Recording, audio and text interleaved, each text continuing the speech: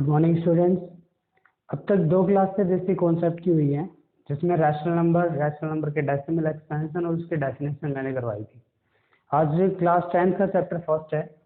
Chapter first में इस concept के अलावा जो हमारे पास एक्स्ट्रा है 9th क्लास के से एक्स्ट्रा, तो उसमें क्या है, Euclidean division lemma, Euclidean division algorithm, irrational numbers को प्रूव करना और rational and their decimal expansion.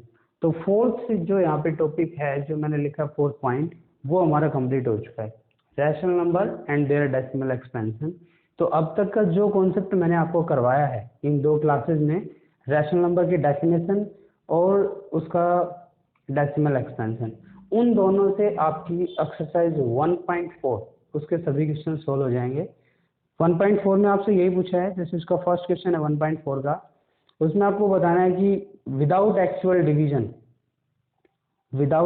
Division the number are decimal expansion, terminating और नॉन टर्मिनेटिंग रिपीटिंग। देखो कल मैंने आपको एक बात बताई थी कि डेसिमल एक्सपेंशन के टू टाइप्स होते हैं। फर्स्ट टर्मिनेटिंग, जिसमें रिमाइंडर इज इक्वल टू क्या आएगा 0, और सेकंड क्या होगा नॉन टर्मिनेटिंग, जिसमें रिमाइंडर नॉट इक्वल टू क्या आएगा 0। जहाँ पे रिमाइंडर नॉट इक्वल टू 0 रहेगा वहाँ पे हमारी टू टाइप्स होंगी, रिपीटिंग और नॉन रिपीटिंग, तो जो number P upon Q form में लिखा हुआ होगा, जिस नंबर को हम फ्रैक्शन में लिख सकते हैं पी अपॉन क्यू फॉर्म में मिलेगा, जिसका एक न्यूमरेटर होगा डिनोमिनेटर होगा, वो नंबर नॉन रिपीटिंग कभी नहीं होगा, ठीक है ना, क्योंकि ये एक इर्रेशनल नंबर होता है और इर्रेशनल नंबर को हम पी अपॉन क्यू फॉर्म में नहीं लिख सकते, उसके इंटीजर नहीं होंगे पी और क्यू। तो जो फर्स्ट क्वेश्चन है उसमें यही पूछा जाएगा कि वो टर्मिनेटिंग होगा या नॉन टर्मिनेटिंग का रिपीटिंग पार्ट होगा विदाउट एनी डिवीजन। तो उसमें आप क्या करोगे कि उसके डिनोमिनेटर का प्राइम फैक्टर करोगे, और जो डिनोमिनेटर के प्राइम फैक्टर करोगे वो 2 की पावर m मल्टीप्लाई 5 की पावर n इस फॉर्म में आनी चाहिए। मतलब आपका जो डिनोमिनेटर होगा q, वो या तो अकेला 2 होना चाहिए या अकेला 5 या फिर 2 और 5 दोनों। इसके अलावा अगर और भी कोई डिजिट इनके साथ आता है, मान लो जैसे q है, उसका डिनोमिनेटर का प्राइम फैक्टर आ गया 2 मल्टीप्लाई 3, मतलब इसमें 2 टाइम आ गया और 3 1 टाइम आ गया, तो ये भी क्या होगा नॉन टर्मिनेटिंग डेसिमल एक्सपेंशन होगा, ठीक है ना। ऐसा आप नहीं लिख सकते, उसमें टर्मिनेटिंग डेसिमल एक्सपेंशन अगर रहेगा तो उसमें 2 और 5 दोनों आएंगे, इसके अलावा कुछ नहीं आएगा। तो ये कल कंप्लीट हो चुका था, आई थिंक आपको समझ आया होगा। आज जो कंटिन्यू करेंगे हम वो करेंगे यूक्लिडियन डिवीजन लेमा से, ठीक है। फोर्थ पॉइंट में आपका कंप्लीट हो गया है, तो ये मैं यहाँ से इरेज कर रहा हूँ। फर्स्ट जो पॉइंट है आपका यूक्लिडियन डिवीजन लेमा, देखो इसमें कुछ एक्स्ट्रा नहीं है, बस थोड़ा सा नाम चेंज कर दिया है। जैसे जैसे हमारी क्लासेज इंप्रूव होती हैं वैसे वैसे कॉन्सेप्ट है वो थोड़ा इंप्रूव हो जाता है।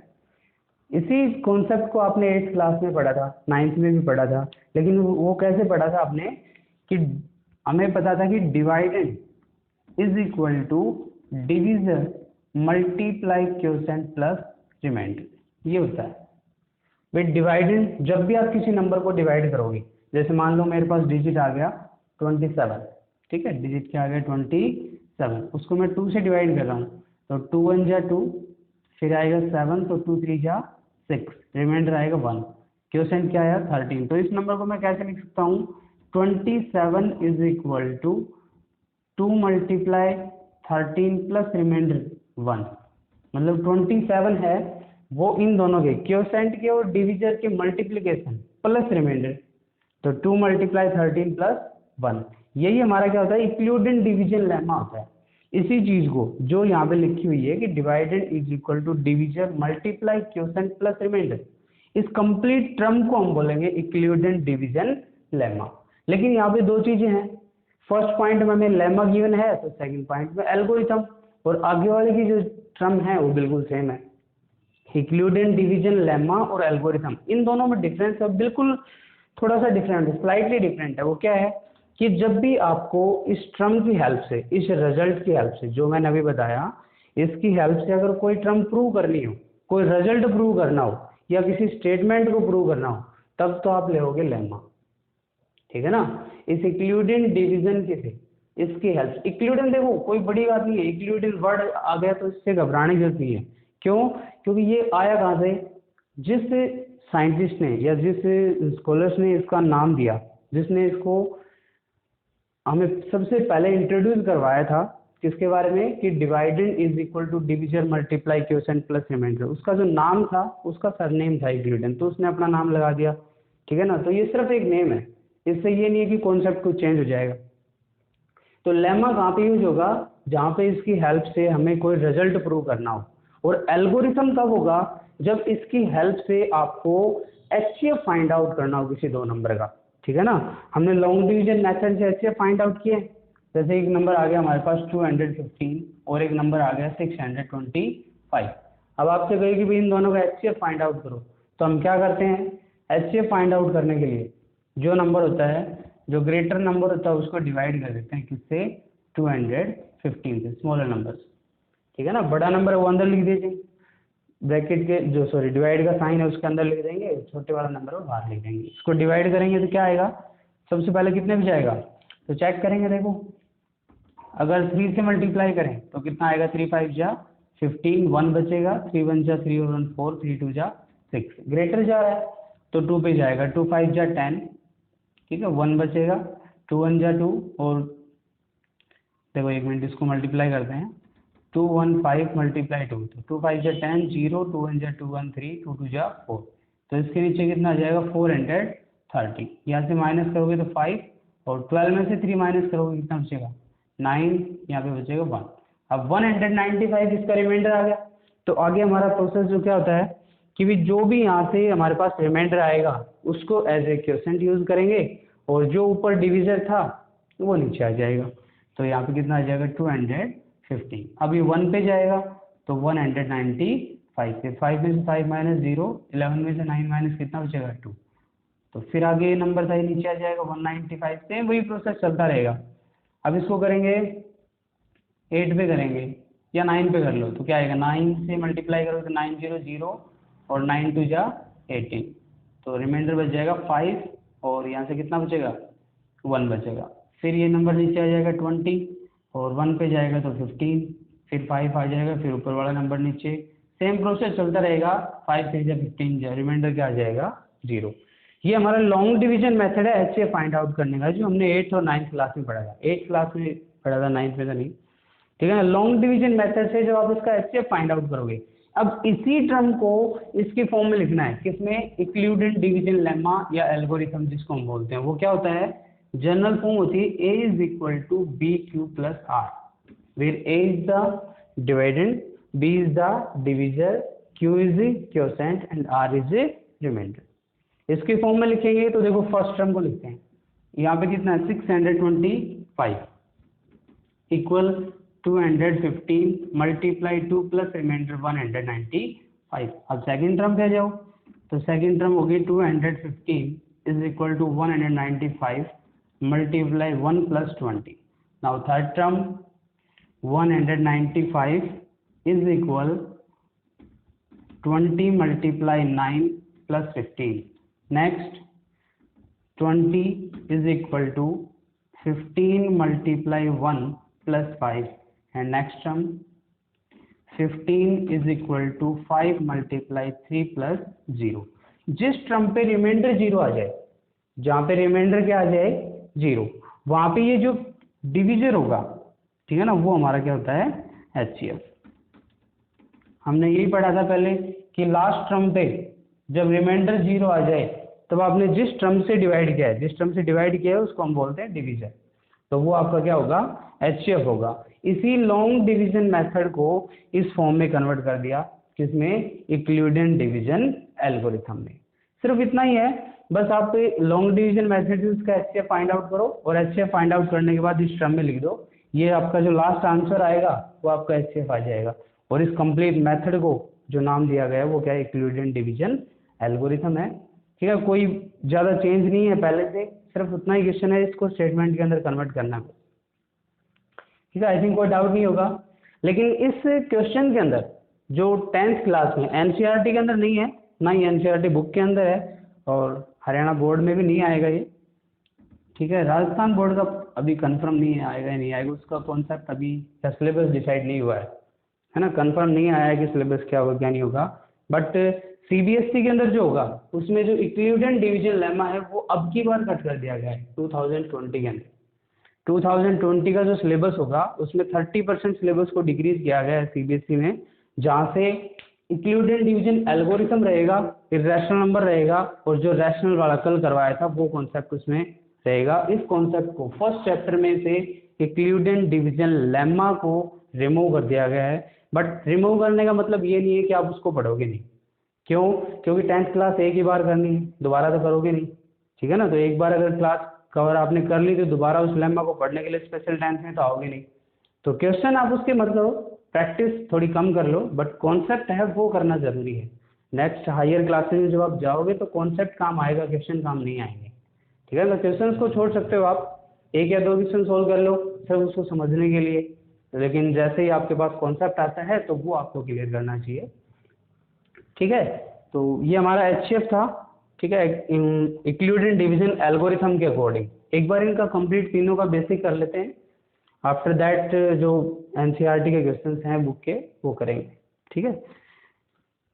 तो देखो भाई, अब इक्लूडेंट डिवीजन लेमा क्या होता है, ठीक है ना, उसका कोई एग्जांपल सोल्व करते हैं। जैसे अभी हमने एल्गोरिथम का सोल्व किया था, अब लेमा के लिए सोल्व करते हैं। तो लेमा के लिए क्या होगा कि आपको एक क्वेश्चन दे दिया जाएगा, क्वेश्चन में क्या दिया जाएगा कि भी कोई भी आपको एक स्टेटमेंट दे दी, कहेगा Q is any positive integer, Q is any positive integer, Q कोई नंबर ले लिया जिसमें क्या कहेगा Q is any positive integer, ठीक है। Then show that 6Q + 1, 6Q + 3, 6Q + 5 is an odd positive integer. मैंने यहाँ पे 6Q लिया है तो इसका मतलब ये नहीं है कि हर बार 6Q आएगा, इसकी जगह कोई भी टर्म हो सकती है, 3Q + 1 आ सकता है, 3Q + 2 आ सकता है, ठीक है ना। उसकी जगह और आ सकता है 4Q + 1 आ सकता है, कोई भी टर्म आ सकती है। बस आपको उसके बारे में दिया होगा कि भाई Q is any positive integer, Q है वो कोई भी पॉजिटिव इंटीजर होगा। तो 6Q + 1, 6Q + 3 और 6Q + 5 इसको हमें शो करना है, प्रूव करना है कि ये एक पॉजिटिव ओड इंटीजर है, पॉजिटिव ओड इंटीजर। पॉजिटिव का मतलब उसमें नेगेटिव का साइन नहीं होगा, और ओड का मतलब इवन ओड का तो पता होगा ना, इवन मतलब जो 2 से डिविजिबल हो, और ओड मतलब जो 2 से डिविजिबल ना हो। तो कहेगा कि 6Q + 1, 6Q + 3 और 6Q + 5 को ऐसे नंबर्स में कन्वर्ट करना है कि वो 2 से डिवाइडेड नहीं होने चाहिए। तो देखो इसमें शो दैट बोला है या प्रूव दैट बोल दे, तो जहाँ पे शो दैट बोला गया है या फिर प्रूव दैट बोला गया है उसका मतलब सिंपल सा क्या है कि आपको स्टेटमेंट प्रूव करनी है। और मैंने अभी आपको बताया था कि जब स्टेटमेंट प्रूव करनी हो, जब कोई रिजल्ट प्रूव करना हो हमें, उस टाइम अगर इक्लूडेंट डिवीजन लेमा, सॉरी इक्लूडेंट डिवीजन जो यूज कर रहे हैं तो वो लेमा होगा। और अगर हमें किसी 2 टर्म्स का या 3 टर्म्स का एचसीएफ फाइंड आउट करना हो with the help of long division method, तब आप उसको क्या कहोगे, इक्लूडेंट डिवीजन एल्गोरिथम, ठीक है। तो देखो ये क्वेश्चन करते हैं हम। इस क्वेश्चन में हमें सबसे पहले गिवन है कि Q है वो कोई पॉजिटिव इंटीजर है, ठीक है भाई, हमने मान लिया। सबसे पहले लिख देंगे let Q is any positive integer, Q is any positive integer, ठीक है भाई। तो फर्स्ट टर्म जो दे रखी है यहाँ पे वो क्या है 6Q + 1, तो यहाँ से लिखेंगे using Euclidean division lemma, using Euclidean division lemma, ये सब चीजें लिखनी है। देखो थ्योरेटिकल जो पोर्शन है ना वो मैं आपको बोल के बता रहा हूँ, अगर आपको नोट करना हो तो आप साथ साथ नोट कर लीजिएगा, वीडियो अगर आगे जा रहे तो उसको थोड़ा रोक के आप नोट कर लिए। बाकी जो कॉन्सेप्ट है वो उसको आप ध्यान से देखो, जो चीज लिखनी है वो तो बोलने से पता लग जाए क्या लिखना है क्या नहीं लिखना, ठीक है ना। तो 6Q + 1 है, अगर इंक्लूडेड डिवीजन लेमा का आप यूज करोगे तो वो क्या आएगा, A = BQ + R, ये उसकी जनरल फॉर्म है, ठीक है ना, A = BQ + R। इसको हम कंपेयर करेंगे किसके साथ, 6Q + 1 के, तो मैं इसको भी इसके इक्वल लिख देता हूँ कि A = 6Q + 1।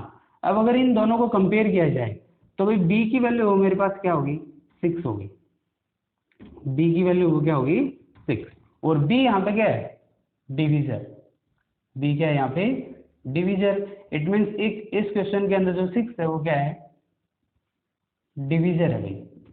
और हमें पता है कि डिविजर का मतलब होता है जिस टर्म से हम डिवाइड कर रहे हैं, रिमाइंडर है वो कभी भी उससे छोटा नहीं आएगा, सॉरी छोटा आएगा, 0 से कम नहीं आएगा, और उस नंबर से डिविजर से बड़ा नहीं आएगा। ठीक है ना? कैसे देखो, एक एग्जांपल ले लेते हैं। यहाँ पे मैंने ले लिया एग्जांपल 37, या छोटा एग्जांपल ले लो, 5 ले लिया और उसको डिवाइड किया 2 से, तो 2 से कितना आएगा भाई 4, रिमाइंडर कितना आ गया 1। नेक्स्ट टर्म क्या आएगी 2 6 आएगा भाई, तो 2 3 जा 6, रिमाइंडर क्या आएगा 0। फिर नेक्स्ट टर्म क्या आएगी 7, 2 3 जा 6, रिमाइंडर क्या आएगा 1। नेक्स्ट टर्म ले क्या आएगा 8, और 2 4 जा 8, रिमाइंडर क्या आएगा 0। देखो डिविजर जब 2 है, डिविजर क्या है 2, तो रिमाइंडर क्या आ रहे हैं 0 1 0 1, हर बार यही रिपीट होता जाएगा। आप चाहे कितनी भी बार इसको सोल्व कर लो, आगे चाहे कितने भी टर्म्स लेके आप इसको सोल्व कर लो, जब आपका डिविजर 2 रहेगा ना, तो रिमाइंडर क्या रहेगा 0 और 1 रहेगा। उसके अलावा रिमाइंडर ना तो 0 से लेस आ सकता है और ना ही डिविजर से ज्यादा, बट 0 आ सकता है, 0 से कम नहीं आएगा। तो फिर डिविजर के लिए आप क्या कहोगे कि भाई डिविजर किसी भी नंबर, सॉरी रिमाइंडर जो होगा किसी भी नंबर का, वो क्या होगा 0 less than equal to R and less than B. ये जनरल फॉर्म हो जाएगी किसके लिए, रिमाइंडर के लिए, कि भाई 0 से लेस नहीं होगा, जो रिमाइंडर है वो 0 के इक्वल हो सकता है, 0 से ग्रेटर हो सकता है, और डिविजर से क्या रहेगा लेस रहेगा, ना ही उससे इक्वल आ सकता है ना इससे ग्रेटर।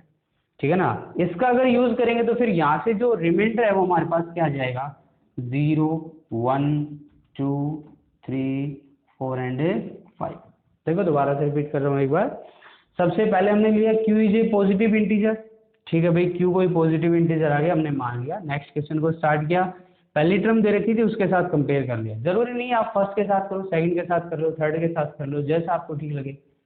तो फर्स्ट टर्म के साथ इसको मैंने कंपेयर किया, तो ये आ गया a is equal to B Q plus R, Euclidean division lemma. तो यहाँ से आ जाएगा a is equal to 6q plus 1, तो b की जगह पे 6 लिखा हुआ है, तो डिवीजर है वो मेरा क्या हो गया 6 हो गया। अब डिवीजर 6 है तो रिमाइंडर क्या आ सकते हैं 0 आ सकता है, 1 आ सकता है, 2 आ सकता है, 3 आ सकता है, 4 आ सकता है, 5 आ सकता है। इसके अलावा रिमाइंडर और कुछ नहीं आएगा, ना ही 0 से लेस आएगा और ना ही 5 से ग्रेटर। अगर ये आएंगे तो फिर इसकी कंडीशन क्या क्या हो जाएगी भाई, ए क्या हो जाएगा first, A is equal to divisor की जगह 6 आ गया, क्यू सेंट क्यू हो गया, रिमाइंडर पहले क्या आएगा 0, सेकंड कंडीशन में क्या आएगा 1, थर्ड कंडीशन में 2। ऐसे हम जितने भी यहाँ पे कंडीशन है, जितने भी केसेस अप्लाई हुए हैं रिमाइंडर के कारण, उन सभी को लिख देंगे। तो ये हो जाएगा 6q plus 4, next 6q plus 5 and next, sorry बस ये आपके केसेस होंगे। इनके अलावा और कोई फॉर्म या और कोई नंबर नहीं आ सकता इस पे, 0 से 5 तक आएगा। ठीक है, अब इन्हीं में से हमें ये प्रूव करना है कि कौन सा इवन होगा और कौन सा ओड होगा। तो इस फर्स्ट के अंदर देखो ये टर्म क्या है 6q, तो हम सबसे पहले यहाँ पे क्या लिखेंगे 6 is an even number, 6 is an even number, 6 है वो एक इवन नंबर है, और q is any integer, 6 an even number and q is any integer. और किसी भी इंटीजर को अगर आप इवन नंबर से मल्टीप्लाई करते हो ना, तो आंसर ऑलवेज इवन आएगा। If you multiply any integer with any, sorry any even number, if we multiply any integer with any even number then answer is always an even number, कभी भी odd नहीं आएगा। कैसे, मान लो मेरे पास एक integer हो गया 3, उसको मैंने इवन नंबर 2 से मल्टीप्लाई किया तो आंसर क्या आया 6, 4 से मल्टीप्लाई करोगे क्या आएगा 8 आएगा, फिर मान लो 7 से मल्टीप्लाई कर लो तो 7 2 जा 14। अब ये ओड है तो भी आंसर इवन आ रहा है, या इवन है तो भी आंसर इवन, 7 ओड है तो भी आंसर इवन। मतलब अब इंटीजर चाहे इवन ले लो या ओड ले लो, आंसर वो ऑलवेज इवन आएगा।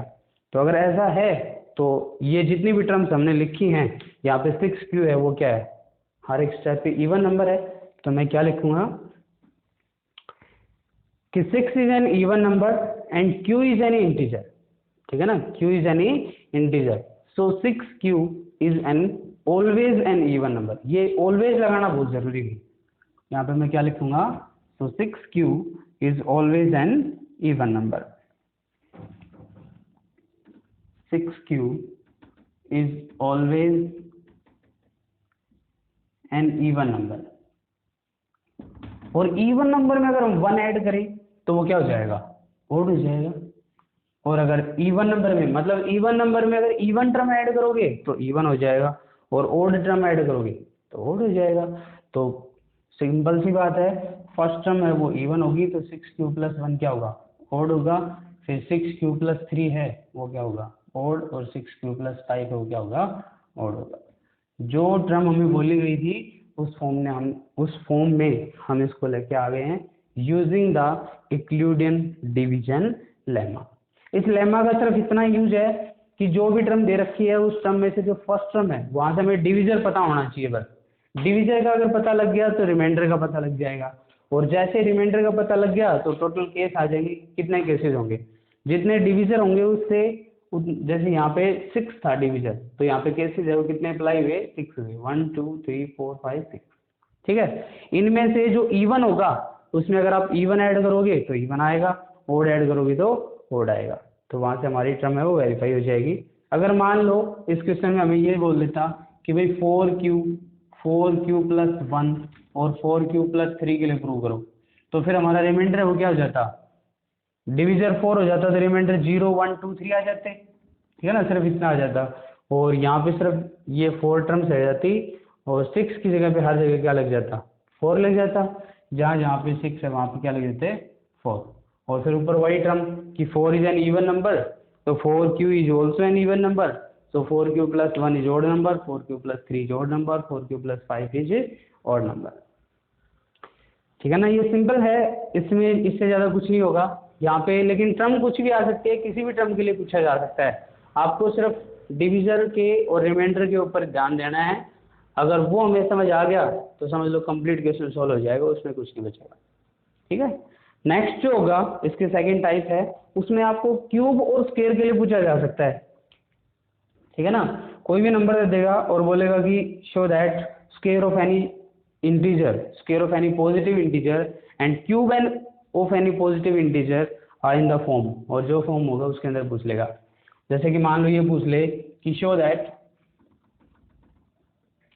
Square of any positive integer, square of any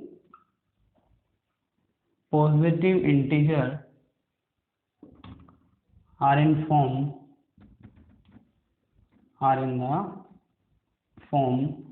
3m + 1, 3m + 1। और अब ये भी पूछा जा सकता है and not in the form 3m + 2। किसी भी जो स्क्वायर पॉजिटिव इंटीजर होगा, कोई भी अगर पॉजिटिव इंटीजर होगा तो उसका जो स्क्वायर है वो 3m और 3m + 1 की फॉर्म में आएगा, बट 3m + 2 की फॉर्म में नहीं आएगा। देखो, जिसको भी डाउट होगी क्वेश्चन क्या लिख रखा है समझ नहीं आ रहा, वो अपनी बुक ओपन करके देख लेना, क्योंकि ये जो क्वेश्चन है ये आपकी एक्सरसाइज 1.1 का थर्ड क्वेश्चन। ठीक है ना, चैप्टर फर्स्ट रियल नंबर की एक्सरसाइज 1.1 का थर्ड क्वेश्चन है, जो आपकी बुक में एनसीईआरटी में दे रखा है। तो वहां से आप इसको चेक कर लेना। सॉल्यूशन क्या होगा वो देखो, क्या गिवन है कि square of any positive integer, तो फिर सबसे पहले तो हमें कोई पॉजिटिव इंटीजर लेना है, लेकिन वो किस फॉर्म में आना चाहिए, 3m + 1। तो ऐसे क्वेश्चंस में आप सिर्फ एक चीज याद रखोगे कि अगर इस फॉर्म में लेके आना है ना, तो जो इंटीजर आप मानोगे, ठीक है ना, जो इंटीजर आप मानोगे, जो भी इंटीजर यहाँ से आप लेके चलोगे उसका जो स्क्वायर करो तो उसमें से 3 है ना कॉमन आना चाहिए। मतलब जिस फॉर्म में पूछा है, अगर ये पूछे कि भाई वो इंटीजर है वो 9m, इंटीजर वो क्या पूछे 9m, और 9m + 1 की फॉर्म में आना चाहिए। आपको ये बोल दिया जाएगा कि फाइंड द या show that the square of any positive integer are in the form 9m और 9m + 1। तो हम क्या करेंगे कि भी जो भी इंटीजर लेंगे उसका जो स्क्वायर करें तो उसमें से 9 कॉमन आना चाहिए बाहर, ऐसा कोई इंटीजर लेना है। ठीक है, तो ऊपर वाला जो स्क्वायर है, जो नंबर है वो 3m और 3m + 1 की फॉर्म में आना चाहिए। तो कोई भी ऐसा नंबर मान लो जिसका स्क्वायर करो उसमें से 3 कॉमन आ जाए, तो हम 3 ले लेंगे। ठीक है ना, क्योंकि 3 का स्क्वायर करेंगे 9 आएगा, 9 में से 3 बार कॉमन आ जाएगा। तो सबसे पहले क्या लिखेंगे, लेट, यहाँ से इसका सॉल्यूशन स्टार्ट होगा भाई, क्या लिखोगे, let q is any positive integer, q is any positive integer, q है वो कोई पॉजिटिव इंटीजर हो जाएगा। तो जो नंबर हमें मानना है वो हम मान लेंगे कि पॉजिटिव इंटीजर है, वो हमारा क्या होगा 3m और 3m प्लस 1। ठीक है भाई, यहाँ पे इसका डिविजर b है, डिविजर क्या है b है, डिविजर अगर b है तो रिमाइंडर क्या आएगा, सॉरी हाँ डिविजर b है जो 3 होगा, तो रिमाइंडर यहाँ से क्या आ जाएगा 0 1 एंड 2 ये आएगा। तो केस फर्स्ट हमारे पास क्या आएगा 3m प्लस में 0, क्योंकि रिमाइंडर क्या है 0 है, रिमाइंडर 0 है तो फर्स्ट केस में 3m प्लस 0 आ गया, 3m प्लस 0 आ गया तो इसका स्क्वायर करोगे भाई, तो 0 से कोई फर्क नहीं पड़ेगा हमारे क्वेश्चन इस स्टेटमेंट के ऊपर। तो 3m का क्या हो जाएगा स्क्वायर, 3 का स्क्वायर कितना होगा 9 और मल्टीप्लाई में क्या होगा m स्क्वायर। मैंने आपको बताया था कि जो भी नंबर लें उसमें से 3 बार कॉमन आना चाहिए, तो लास्ट में जो हमारे पास आंसर आए इसमें से 3 कॉमन ले लो, 3 कॉमन लेंगे तो अंदर बचेगा 3m स्क्वायर। अब m क्या है यहाँ पे, ठीक है ना, इंटीजर होगा कोई भी, ठीक है m क्या होगा कोई भी एक इंटीजर होगा, तो इंटीजर का स्क्वायर करोगे वो भी क्या आएगा एक इंटीजर आएगा, तो इस क्यू की जगह पे यहाँ पे आप m ही ले लो। ठीक है, m क्या आएगा कोई इंटीजर, इंटीजर का स्क्वायर करोगे तो वो भी क्या आएगा इंटीजर, और फिर इंटीजर को 3 से मल्टीप्लाई करोगे तो वो भी क्या आएगा इंटीजर ही आएगा। मतलब इस कंप्लीट टर्म को आप सोल्व करोगे तो वो क्या आएगा इंटीजर। तो यहाँ पे लिख दो m इज एनी इंटीजर या फिर यहाँ पे वेरिएबल आप चेंज कर लो, 3q ले लो और 3q प्लस 1 ले लो, तो यहाँ पे लिख दो q इज एनी इंटीजर। तो इन वेरिएबल्स की वजह से कभी भी कंफ्यूज मत होना कि भाई पहले m ले रहे थे अब q ले लिया, फिर c ले लिया, फिर p ले लिया। ये वेरिएबल कुछ भी हो सकता है, वेरिएबल का मतलब क्या होता है वेरी प्लस एबल, मतलब जो चेंज होने योग्य हो, जिसकी वैल्यू हम चेंज कर सकें। हर एक स्टेप पे हर एक क्वेश्चन में वेरिएबल की वैल्यू अलग होती है, ठीक है ना। तो कोई फिक्स नहीं है कि भाई अगर आप क्वेश्चन में q दे रखा था आप q ही मान के सोल्व करोगे, क्वेश्चन में m दे रखा था आप m ही मान के सोल्व करोगे, और हर एक बुक के अंदर भी अलग अलग होता है। जो प्राइवेट पब्लिकेशन की बुक्स है, RS अग्रवाल है या फिर RD शर्मा है या एलिमेंट है या और भी कोई बुक अगर आप देखोगे तो वहाँ पे आपको नोटेशन है वो अलग अलग मिल सकती है। कहीं पे q को लिखा गया कि q इज एनी इंटीजर, तो कहीं पे लिख दिया p इज एनी इंटीजर, कहीं पे लिख दिया m इज एनी इंटीजर, कहीं पे c इज एनी इंटीजर। तो वो एक पोजीशन है, सिर्फ आपको मानना है कि ये एक नंबर है, इसको हम इंटीजर लेके चल रहे हैं। अब इंटीजर तो पता होगा ना क्या होता है, all negative and positive with 0, सभी नेगेटिव नंबर्स पॉजिटिव नंबर्स और उसके साथ 0 और काउंट कर दें तो वो क्या होगा इंटीजर होगा। तो अब भी यहाँ से q इज एनी इंटीजर आ गया, तो लास्ट जो हमारा क्वेश्चन आया इस कंप्लीट की जगह पे, इस कंप्लीट नंबर की जगह पे हम क्या लिखेंगे 3q। सेकंड केस लेके चलेंगे भाई, तो केस सेकंड में क्या लिखा है रिमाइंडर 1 होगा, रिमाइंडर 1 होगा तो क्या हो जाएगा 3m प्लस 1, इसका स्क्वायर कर दो भाई, तो a प्लस बी का होल स्क्वायर की आइडेंटिटी लग जाएगी, तो a प्लस बी के होल स्क्वायर की आइडेंटिटी क्या होगी a square plus B square plus 2ab।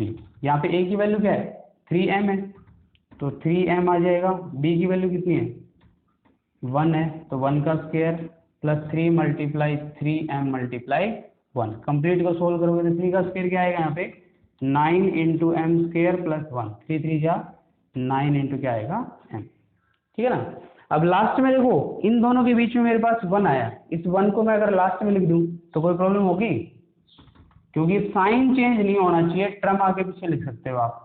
तो 9m square plus 9m plus 1, सभी टर्म प्लस की हैं तो चाहे किसी को भी आगे लिख दो किसी को पीछे, कोई फर्क नहीं पड़ेगा। अब फर्स्ट 2 टर्म में से मैं 3 कॉमन ले लेता हूँ, फर्स्ट जो 2 टर्म है उनमें से 3 क्या ले लेते हैं कॉमन, तो क्या आएगा 3 कॉमन ले लिया, यहाँ से बच जाएगा 3m स्क्वायर प्लस में 3m और प्लस में क्या आ जाएगा 1। अभी इस क्वेश्चन में मैंने आपको बताया था कि किसी भी इंटीजर का आप स्क्वायर करो क्यूब करो वो इंटीजर आएगा, तो 3 का स्क्वायर करोगे तो क्या आएगा इंटीजर आएगा, ठीक है ना, और फिर उसको इंटीजर से मल्टीप्लाई करोगे तो वो भी इंटीजर आएगा। तो इस स्टेप पे जो आप m3 मल्टीप्लाई m करोगे तो कंप्लीट इंटीजर रहेगा, फिर m का स्क्वायर करोगे तो वो भी इंटीजर रहेगा, और फिर उसको इससे मल्टीप्लाई करोगे तो इंटीजर। ओवरऑल क्या आएगी ये कंप्लीट टर्म जो सोल्व होने के बाद आएगी तो वो एक इंटीजर आएगी, और वो इंटीजर हम फिर क्या मान लेते हैं q। तो जो सेकंड फॉर्म है वो क्या हो जाएगी 3q प्लस 1।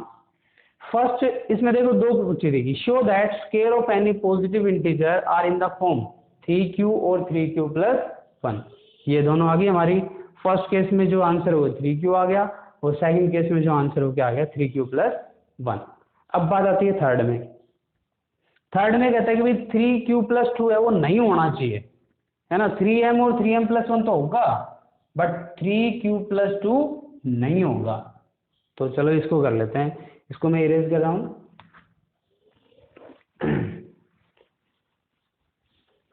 बिल्कुल सिंपल है, बस आपको वही मेथड यूज करना है जो अब तक किया है ना। और उसे हमें जो टर्म हमें दे रखी है उसका स्क्वायर करना है। तो टर्म हमें गिवन क्या है भाई, फर्स्ट और सेकंड दो केस तो हो चुके, थर्ड केस क्या है हमारा 3m प्लस 2। भाई जो हमने डिविजर लिया था वो डिविजर 3 था, रिमाइंडर उसका आया था 0, 1 और 2। तो ये टर्म हो चुकी थी, ये हो चुकी थी। अब रिमाइंडर जिसका 2 है वो ले लेते हैं। 3m प्लस 2 आएगा केस थर्ड में, तो भाई इसका क्या करेंगे स्क्वायर। तो 3m प्लस 2 और इसका स्क्वायर। स्क्वायर क्यों करेंगे, क्योंकि क्वेश्चन के अंदर गिवन है कि square of any positive integer, किसी भी पॉजिटिव इंटीजर का स्क्वायर।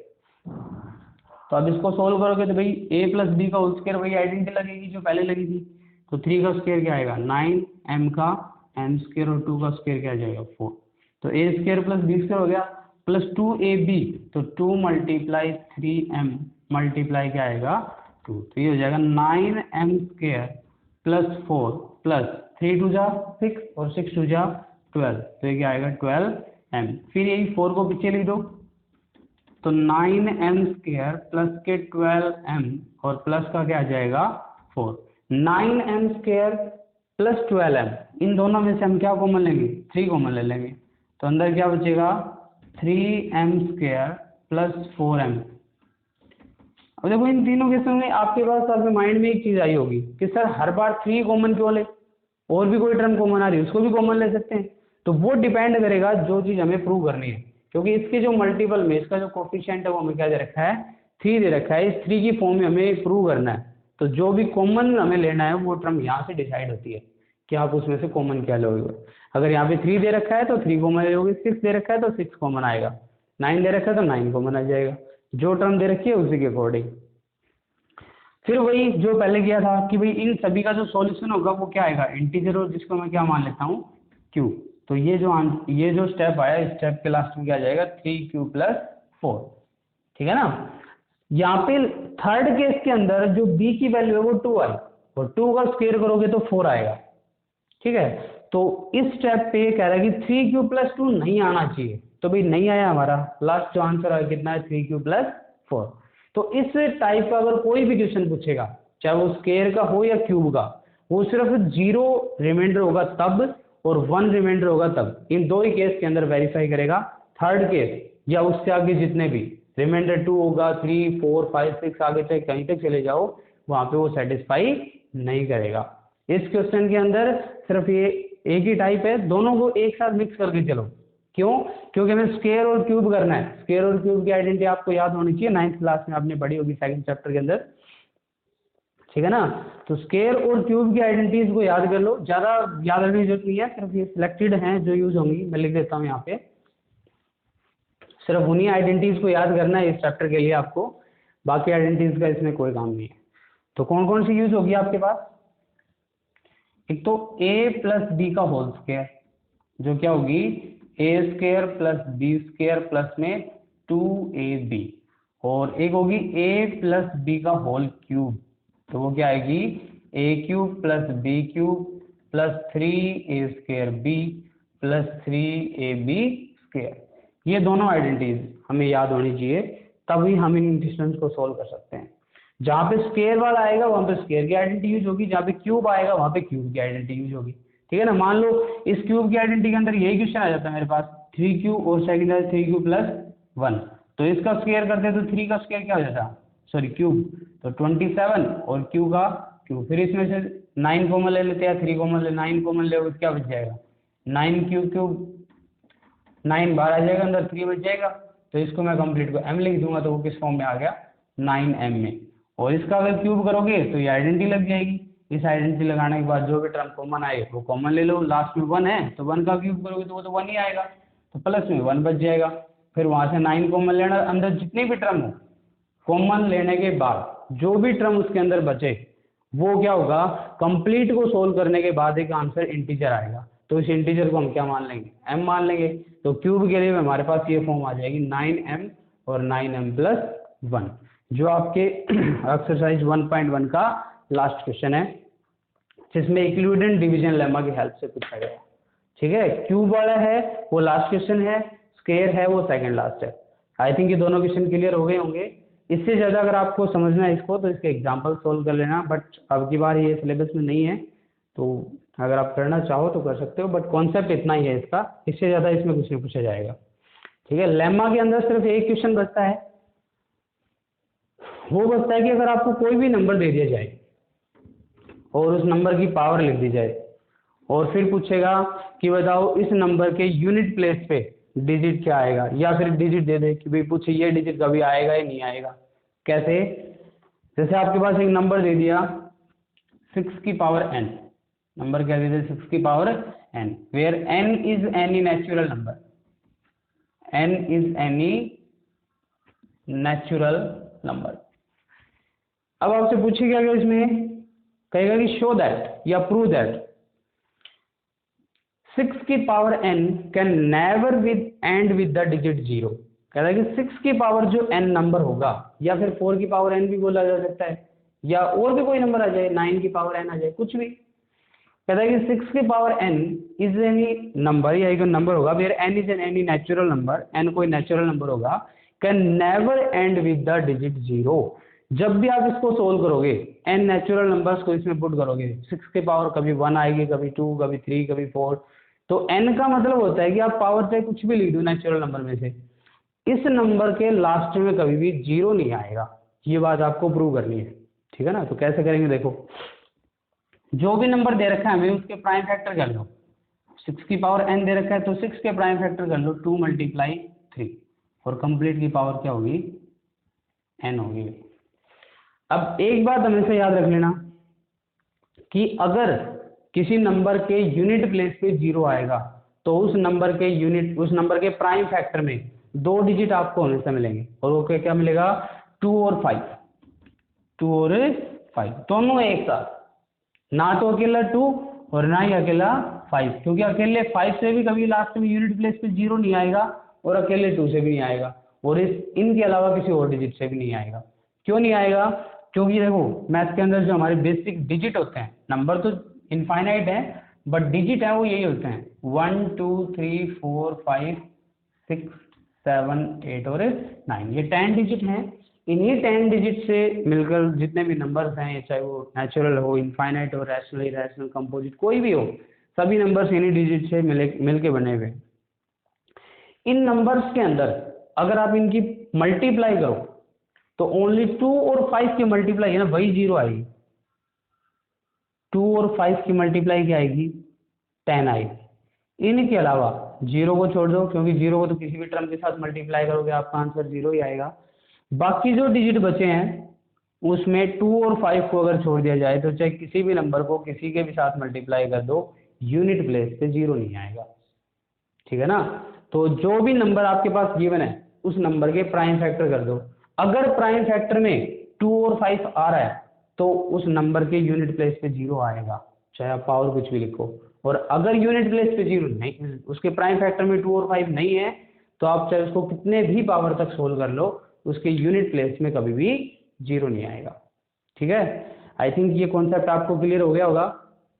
अब लास्ट एक बची है और वो है इरेशनल नंबर्स को प्रूव करना। आपको ये बोला जाए कि प्रूव दैट, इक्लूडेंट डिवीजन लेमा का इतना ही था, लेमा के लिए आपसे इससे ज्यादा नहीं पूछेगा। ठीक है, आगे बचा एल्गोरिथम, तो उसके एग्जांपल मैंने आपको करवा दिए। अब जो हमारे पास बचा है कॉन्सेप्ट, वो क्या बचा है, इरेशनल नंबर को प्रूव करना। इरेशनल को प्रूव करना, आपको बोला जाएगा प्रूव दैट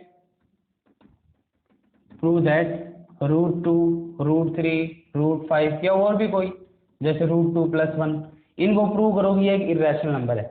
और सेकंड जो बची है वो बचा है एचसीएफ को जब यूक्लिडियन डिवीजन एल्गोरिथम की हेल्प से आप एचसीएफ फाइंड आउट करोगे, उसका लीनियर कॉम्बिनेशन, उसका लीनियर कॉम्बिनेशन जो होता है ना, वो एनसीईआरटी की बुक के अंदर से आपको एक लीनियर कॉम्बिनेशन नहीं मिलेगा, ठीक है ना, उसमें नहीं गिवन है, बट एग्जाम में पूछा जाता है for special for CBSE exam. CBSE 10th class में जितने भी आप एग्जाम पीछे क्वेश्चन आए हैं उनको चाहे आप उठा के देख लो जितने भी क्वेश्चन पेपर आए हैं, प्रीवियस ईयर का जो क्वेश्चन पेपर था उसमें भी एक क्वेश्चन पूछा गया था, और हमें ऑलवेज इस कॉन्सेप्ट में से एक क्वेश्चन आएगा ही आएगा। नंबर सिस्टम का कॉन्सेप्ट है वो लेंथी है ना, कॉन्सेप्ट थोड़ा सा बड़ा है बट क्वेश्चन है वो लिमिटेड है, एग्जाम ओरिएंटेड हैं कि ये जो 5 या 6 टाइप है मैक्सिमम, इन्हीं में से क्वेश्चन आएंगे। बट एक बात देखो, मैंने बहुत बार देखा है जब भी किसी क्लास में पढ़ा रहे हैं, टेस्ट हो रहा है ना, तो टेस्ट में सबसे पहले डिमांड स्टूडेंट्स की क्या होती है कि सर टेस्ट ले लो, कोई बात नहीं, लेकिन क्वेश्चन है ना वो बुक से बाहर नहीं होना चाहिए। अब जो हमारी एक्सरसाइज में क्वेश्चन हैं उन्हीं में से आप टेस्ट ले, तो एक बात अपने माइंड में बिठा लेना कि एग्जाम में क्वेश्चन कभी बुक से नहीं आते, कॉन्सेप्ट वही रहेगा, कॉन्सेप्ट बुक का आएगा, बट एग्जाम के क्वेश्चन है वो ऑलवेज स्टेटमेंट अलग होती है। तो हैबिट डालो अपने आप को कि अलग क्वेश्चन सोल्व करने के लिए, ठीक है ना, जरूरी नहीं है कोई बोले तभी करो, आप अपनी बुक से हट के कोई क्वेश्चन लो, उसको सोल्व करो, ठीक है ना, नेट पे बहुत सारे क्वेश्चंस मिल जाएंगे आपको, उनको उठाओ, अदर पब्लिकेशंस की बुक है वो उठाओ, कुछ भी उठाओ, लेकिन कहने का मतलब क्या है कि बुक से हटके कुछ स्टेटमेंट्स लेके उनको सोल्व करने की कोशिश करो। क्योंकि मान लो एक्सरसाइज 1.1 है, 1.1 के अंदर टोटल क्वेश्चन है 6, ठीक है, अब आपने उस क्वेश्चन को जब भी आपने रिवीजन किया उन्हीं 6 क्वेश्चन को सोल्व किया, मान लो आपकी बुक का रिवीजन 3 टाइम हो गया, तो उन्हीं 6 क्वेश्चन को आपने 3 टाइम सोल्व कर लिया, वो तो एक रट्टाफिकेशन हो गया ना, क्रैमिंग होगी, 2 बार करने पे आपको याद हो गया कि हाँ इस क्वेश्चन का आंसर ये आएगा, थर्ड टाइम आप चुपचाप लिख दोगे उसी को, लेकिन उसके अलावा जो क्वेश्चन है वो अगर आगे तो फिर क्या करोगे। तो क्वेश्चन जब भी सोल्व करो, कॉन्सेप्ट जब भी सोल्व करो, तो जो भी आपके बुक में क्वेश्चन हैं उनके अलावा भी क्वेश्चन को सोल्व करके देखो और प्रैक्टिस करो, ठीक है। ये जो 2 कॉन्सेप्ट मैंने बताए हैं, एचसीएफ का लीनियर कॉम्बिनेशन और इर्रेशनल नंबर को प्रूव करना, वो कल करवाऊंगा, ठीक है, कल की क्लास में आपको ये दोनों मिल जाएंगे, बट एचसीएफ का linear combination is very important question, मैं आपको फिर बता रहा हूँ, ठीक है, ध्यान से कर लेना। ओके, थैंक यू, प्रैक्टिस करते रहिए कंटिन्यू।